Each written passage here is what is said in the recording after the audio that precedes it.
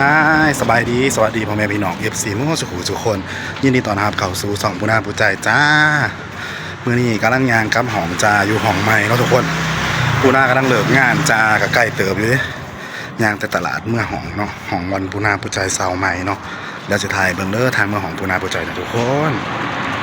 เด้ทุกคนตอนนี้ปูนาปูใจกำลังงานกับห้องจ้า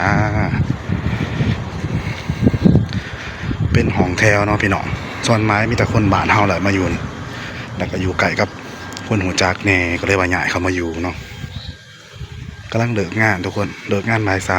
3:30ผู้น่าผู้ใจสั่งไม่ลาบแขนขวาแต่ว่ามันบ่ตรงโปกมันอันน้อยทุกคนเดี๋ยวจะไปแก้ให้เบิ่งในห้องเด้อตอนนี้กำลังย่างกลับห้องจ้าเซาอยู่คนเดียวไปก่อนเนาะพี่น้องกับพ่อแพงตกเดือนหนึ่ง2,000แต่ว่ามันหมอบริเหตุงานไก่ตลาดอยู่ทางหลังมันจะเป็นอันนั้นส่วนเจาะนุ่งขายแบบว่าทางล่างเขาก็จะเป็นส่วนเจาะนุ่งเนาะบอลออกกำลังกายเรียกว่าบอลยางเด่นอยู่นี่เขาก็จะส่วนประธานเดี๋ยวบางเถื่อแกะอันนี้ให้เบิ่งแล้วปูนาสิยางไปถ่ายให้เบิ่งเด้อทุกคนเป็นห้องแถวแต่ว่าก็อยู่ไปแหละทุกคนใครกว่าอยู่น้ำไอ้หวานอยู่มันไก่บอลอยู่เย้ของปูนาปูใจ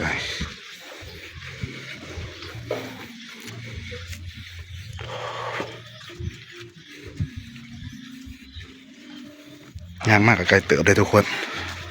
หัวละจ้าของแถวบอลปูนาปูใจอยู่เนาะมีคนอยู่บ้านนำคนหนึ่งเอื่อยแล้วก็มาอยู่ในคือกันทุกคนเนี่ยหอดห้องเลยเนาะเดี๋ยวจะถ่ายรีวิวที่ว่าเขาสั่งของมาเนาะทุกคนตอนนี้ปูนาปูใจกับมาหอดห้องแล้วจ้ากับพ่ออยู่นอกห้องกวางอยู่แต่ว่าก็อยากหอนเดี๋ยวปูนาสั่งเป็นใหม่เป็นลาบแคนอยู่ในติ๊กต็อกแต่ว่าบางในติ๊กต็อกอันน่าจะใหญ่อยู่แต่ว่าบนโกเทมันของมาแล้วอันไหนอันน่าจะตากกว่าเซตตัวละเดี๋ยวปูนาสแกนเบิ่งทุกคนแกอะไรจะประกอบให้เบิ่งเป็นเล็กต่อเนี่ยประกอบตัวนี้เลี้ยมันใหญ่มากมันมีคุ้มกับกระเพาะแพงทุกคน60 กว่าบาทลายซัด70ช่องตาหาเซ็ตตัวลายนี่คือคู่มือของมันนะฮะตอนที่เราจะประกอบอยู่ห้องคือก้าพี่น้องวันนี้จะสิไปรอซ้ายว่าจะเป็นส่วนประธานเมืองก่อนถ่ายเห็นเราตัวถ่ายเห็นมาได้เหตุงาน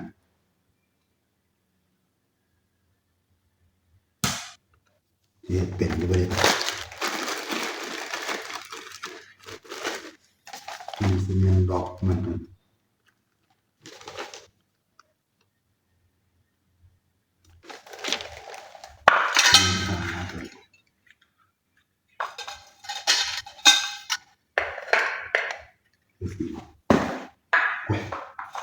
ที่จะถ่าย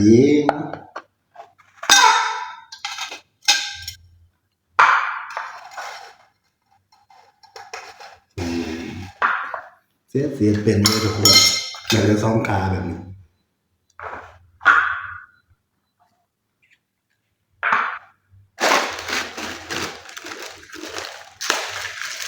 มีเป็นต่อ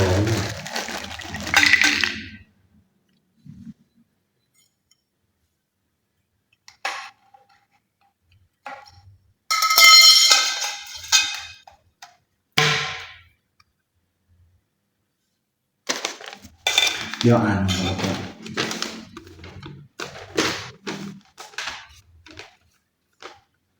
ไม่ต้องเลยเบอร์ไม่ผิด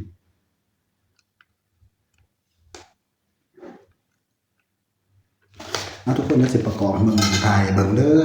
เดี๋ยวจะเข้าไปเมืองวิธีประกอบมันก่อนเพราะซื้อมา60 กว่าบาทธรรมดาผ่าเซ็ตตัวบางทีร้านนำเลวหรือว่าประกอบมีในสไตล์เมืองแบบปูนาก็จะเป็นรอตลาดนัดหรือว่าจะเป็นส่วนประทานเนาะจะได้กระฝากพ่อแม่พี่น้องเป็นกำลังใจปูนาได้เลยอยากเบิ่งคลิปยังคอมเมนต์ได้เลยจ้าทุกคนประกอบแล้วตรงโปกของเขาอยู่เด้ทุกคนอันใหญ่อยู่กับพ่อสายอยู่เนาะซ้ำเฮาอันแขนขาแขนคล้ายๆว่าเสือยงเสือยืดจังสิ 60 กว่าบาทตรงปกของเขาอยู่ทุกคนอันใหญ่อยู่ดิซ้ำหอยเสื้อผ้าได้10 กว่าตัวอยู่เป็นพวกเสื้อกับว่าเฮาเสื้อยืดเสื้อยังเฮานุ่งนะก็ซื้ออยู่60 กว่าบาทเนาะใส่ไปนะหาเงินไปกันซื้อเทอเล็กเทอละน้อยผู้น่าผู้ใจก็ได้มืออื่นก็สิซื้อไม้แขนผ้าในเงินก็พอได้ใส่พอได้ซื้อซอยไปอยู่นะทุกคนเดี๋ยวมึงจะผู้น่าผู้ใจอาบน้ำเดี๋ยวมึงจะกระซะออกไปดอกดินตลาดนัดหรือว่าไปซอยชนประทานเราไปถ่ายเบิ่งเด้อทุกคนเด้อฝากติดตามผู้น่าเด้อทาง Facebook 2ผู้น่าผู้ใจกับ YouTube นะทุกคนคนตอนนี้ผู้น่าผู้ใจกำลังอาบน้ำแล้วเนาะแล้วงานกำลังอาบน้ำแล้วผู้น่าก็สิออกยางออกไปเล่นอยู่ซอยชนประทานจ้าไปกับแอนเนาะทุกคนไปหายางออกกำลังกายดีกว่ายางเด็ดยางหัวเนาะทุกคนอยู่ห้องไม่ได้เอ็ดยังเดี๋ยวไปเจอกันอยู่บนซอยชนประทานนะจ๊ะทุกคนตอนนี้เขาจะไปใส่นี่ไปสมทานเยอะอายันไปกับภาพปูหน้าปูใจไปยางเหรียญเนาะอยู่ห้องไร่กับเซ้งเนาะแบบว่านอนบ่หลับเมื่อคืนเอ้ยเมื่อคืนเปิดไฟเบิดคืนแบบว่าเปลี่ยนทีนอนแน่แล้วก็แบบว่าคล้ายๆบ่ลึงเนาะเดี๋ยวเขาก็สิได้ลึงโจทย์อยู่ว่าเนาะผู้บ่าวเลยนี่ประสิทธิภาพปูหน้าปูใจไปยางเหรียญซอยชนประทานเนาะอยู่ห้องแล้วก็เป็นเบื่อๆเซ็งๆก็จะไปกินเหล้ากินเบียร์ทุกมื้อแล้วก็เงินมอมี่อันยังก่อนผู้นายเฮ็ดงาน300กิน400เนาะโอ้ยป้าทุกคนเราจะไปย่างเล่นอยู่อันนั้นมันเป็นแม่น้ำมูลมันบ่โอ้เสียงมากับเห่าเลยอยู่เมื่อคืนนี่เป็นจังได๋ข่อยเลยอันน้ำมันแล่นทะเลมันจังได๋ขอว่าเมื่อคืนนี่ก็อยากว่าแต่ว่าไรจังดิเป็นแล้วจังว่ามันบ่ขุดเนาะมันบ่เคยเห็นแม่นก่อนเมื่อไรข่อยเป็นแต่อันสมกับว่าซอยมาอีเนาะโอ้บ่อนผู้น่าผู้ใจอยู่มีแต่มาทุกคนก็เลี้ยงมาหลายแต่ว่าคันมันเหลืองมันก็บ่เห่าบ่หยังมันจืดกินนะมันจืดกินเด้ทุกคนว้าแบบธรรมศาสตร์เนาะอุ้ยเคยเห็นกันอยู่เรื่อยๆสิมาเห่าเลยเฮ้ยมาทุกมื้อบ่นี่จะมาเด่นก็เพราะได้ยางเด่นอยู่เนาะเพราะว่าแถวคนชาวบ้านเฮามันบ่เย็นอยู่ไหนว้าวทุกคนมันเป็นคล้ายๆคันอยู่บ้านเฮาก็เอิ้นหยังเกาะอยู่บ้านเขาเอิ้นหยังเกาะแอนคล้ายๆแบบว่าสวนหยังเกาะเนาะกับหยังสวนเจาะอนุวงศ์เนาะคล้ายๆจังซั่นเนาะว้าวทุกคนเดี๋ยวมาเลือกเบิ่งข้างอีกก่อนจะเป็นตายางเด่นอยู่เนาะดีกว่าอยู่ห้องบ่เลยซะทำมามีแต่จิบเบียร์แน่เนาะมันก็เย็นเนาะแอนเนาะเดี๋ยวจะกระจิบน่ะเก็บสวยอยู่โคนว้าวบรรยากาศยามแดงเนาะอยู่ที่วารินคือเก่าอยู่ไก่ห้องผู้น่าผู้ใจทุกคนมายางนี่น้ำเบอร์แอนเนาะแอนแล้วก็พอได้ถ่าย TikTok ติ้งยางแล้วอยู่นี่แน่เนาะเยอะมื้อนี้เฮาบ่มาบ่แอนเอาเมาอยู่บ่เป็กบ่จักหน่อยเนาะยางก่อนเนาะเยอะบรรยากาศสวยงามแห่งทุกคนนี่ก็เป็นอ้ายของปูน่าเนาะเป็นซื้อแอนโสดเด้ออยู่ห้องไก่กันกระส่วนกันมาเล่นแล้วพี่น้องอายมาแล้วค่ะย่างแถวผีคนตี้มาผีคนดอยแอนซอยยังเกาะเบาทีเลยซอยชนประทานเนาะซอยชนประทานอยู่หลังห้องปูนาปูใจเนาะเอ้าย่างไม่ได้กระสอนบ้านตัวข้าวหม่ำขึ้นแต่ว่าแมนเราไปกินเหล้าปูนาปูใจกับใส่ซีบิทโสดดอยแอนกับใส่ซีบิทโสดเนาะเหลือกำนองอยู่ไก่กันเพราะอะไรวะอายก็นองอายกำนองโอ้อายพีซ่ากับหนองสาวเนาะแมนเยอะกับแต่ละมือแต่ละเลเนาะทุกคนเนาะดิบรรยากาศบอลยงมันนังเลยเลิกงานมากกับผ้ากันมายางเหรียญนี่สินะบางเทื่อเทื่อหนาแบบเลิกงานมากเขาก็มาแลนเนาะออกกำลังกายด้วยจะไปอาบน้ำอันนี้มื่อนี้ผู้น่าผู้ใจไปอาบน้ำก่อนทุกคนว้าบรรยากาศเป็นนะอาบน้ำไม่มายังห่อเนาะเนาะจะว่าบ่ว้าวเลยทุกคนจะเป็นแม่น้ำมูมีอีบ่มีถุงละ5 บาทอยู่ใส่ล่ะจากกระทายคลิปไปที่เราไปซื้อป้าทุกคนเดี๋ยวเราจะไปซื้อว่าอาหารมาเกลือป่าที่ไทยเบิ่งเด้อคนตอนนี้เราก็มาซื้อว่าอาหารป่าเนาะเสียเอาไปเกลือป่าอยู่นี่แหละทุกคนตอนนั้นเนาะตอนคลิปตะกี้ขอดูกินยังมากคืออ้วนแท้คือตุ๋ยแท้ภาษากินว่าอาหารปลารุกหรือว่าอาหารป่าครับว่าเดี๋ยวหากอะไรมาแล้วเนาะทุกคนป่ะจะไปเกลือกันเลยทุกคนว้าบรรยากาศดีเนาะเนาะเสียดายฉันโมมีลมเนาะมันมีลมก็เย็นเซลเลยนี่วันนี้เราบ่มีปกติมีอยู่เลยกับพี่แอน2 คนคือกาวจากำลังสิไปทำบุญเกลือป่าเนาะแบบบรรยากาศนี่ได้แต่ว่ามันบ่มีลมพี่น้องแต่มันร้อนมากแม่น ว้าอ้วนแห้งเลยขอกันนะเย้นะเดี๋ยวเราจะไปเกลือปลาจะถ่ายเบิ้งเลยทุกคนแต่เบิ้งหัวอาหารเห็นอยู่โอ้ถ่ายเติมมาตรงอาหารบาทจนพบสึกเกลือไปแล้วไปเกลือปลากันได้ทุกคนตอนนี้เราจะไปเกลือปลากันเลยจ้าตามคุณหน้ามาเลยมันจะมีปลาอยู่เสมอเอง นี่ข่อยมาเมืองได้เลยมาเกลือเรื่อยๆอยู่ ปลาเกลือใหญ่ว่านเด็ดออกปลาใหญ่สื่อปลาสื่อปลาใหญ่ไม่ออกปลาหน่อยทุกคนดูว่ามาเกลือเนี่ยเห็นปลาเกลืออยู่ป่ะ เห็น โอ้ยตัวมีปลา จะน้อย มาหมูมาเมย์มะเกลืออะไรเลยทุกคนบริแพงแม้เป็นพามีแต่ทงหาบาทถ้าเป็นเงินบาทเท่ากันมัน20 บาทเมื่อกี้เนาะมันถึงอยู่4,000เนาะพันมัน2 ทงหาพันที่ใส่ปากก็เห็นมากินแสดงว่าผมง่าผมมีบุญเพราะปากมากินมาถูกมากินมาน้ำแม่เลยโอ้ยตัวหนึ่งผมอยู่แอนเป็นตัวข่อย ไม่ยืนอยู่ตรงนี้เป็นตรงกลางนั่นแหละบ้านนึงไปดูปลามาจะงามจะฉีดหายปลามากินนี่ไงเว้ยตะโบว่าวพี่น้อง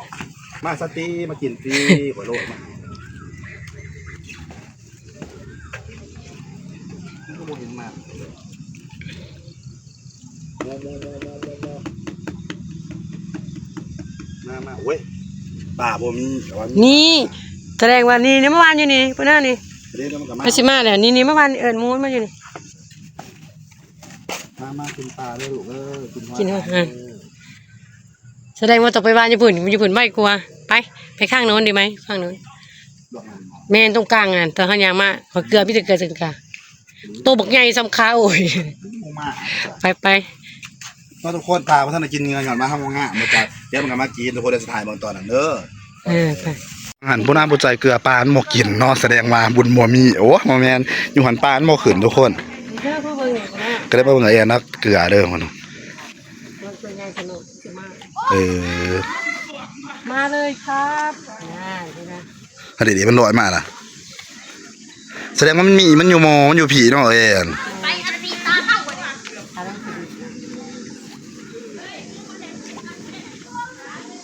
แสดงว่าอยู่จุดหันโมมาอันบอกขืนโอ้มันขืนเลยผมไม่กินกันยังไงผุดเท่านี้จังมาเดี๋ยวทุกคนผุนกายแต่ว่ามันกินอยู่ผุนว้าวเดี๋ยวทุกคนว้าวคนมาหนุ่มตีหรอพี่แอนนักเกลือเพราะว่ารังกินบัสปูน่าเกลืออย่าบัดมากเลยจังกินแต่บางทีใส่มากพี่นี่ไม่จ้าเป็นคนที่ขวดสีเกลือเป็นมาทงนี่กันมาเลยแต่จับทานเนื้อทานแบบนี้เห็นหนาครับเราเห็นปลานะครับถึงจับมาเลยเลยโอเคว้าวมาทุกคนปลามันเหลยนะยับเข้าไปไกลที่มันน่ะ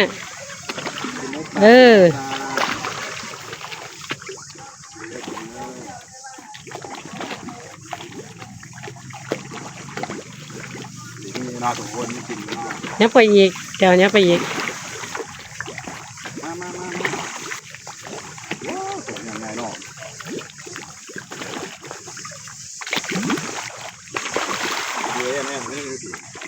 ตัวหนอนมันกินดูแคบเนาะตัวงานกินยังไงปลุก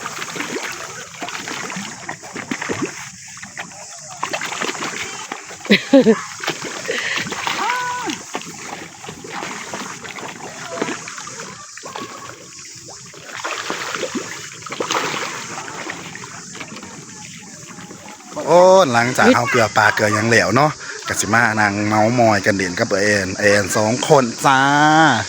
มือนี้สิเปกยังไม่ได้ห่าวเปกซะละโอ้ยังไม่ทันมาเนาะกูน่ากะเลิกงานมากกะมาเฮ็ดคลิปเนาะถ่ายคลิปไปน้ำเฮ็ดงานไปน้ำทุกคนคลิปนี้กับมียังหลายเนาะฝากพ่อแม่พี่น้องเป็นกำลังใจให้ปูนาในเด้อจ้าไปติดตามปูนาทาง YouTube เด้อ2ปูนาปูใจแล้วก็ Facebook จ้า